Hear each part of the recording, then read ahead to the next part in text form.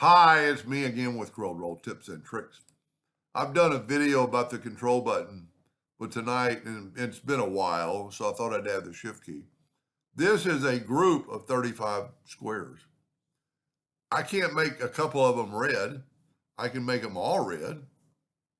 But if I want to make that one right there red, I can hold down the control button and look at the round, okay, look at the square nodes.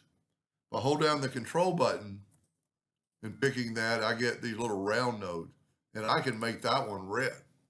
Now, it is still a group. There's a lot of times I don't want to ungroup something because I've got something perfect, but I want to select it and make it another color. Now, if you hold down the Control and the Shift key, so I'm going to hold down the Control and the Shift key, I can pick a few other items and make them red. The Shift key always does that on selecting item. If this was not a group, let's make them all blue again.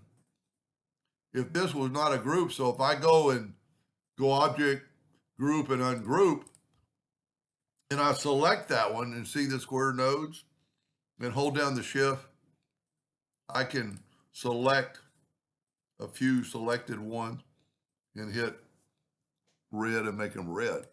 But when it's a group, so I'm going to Control G, I have to hold down the control button and the shift key, and then I can make this line red or yellow or whatever I want. Hope that made a little bit of sense and helped somebody in the future, and thank you for watching.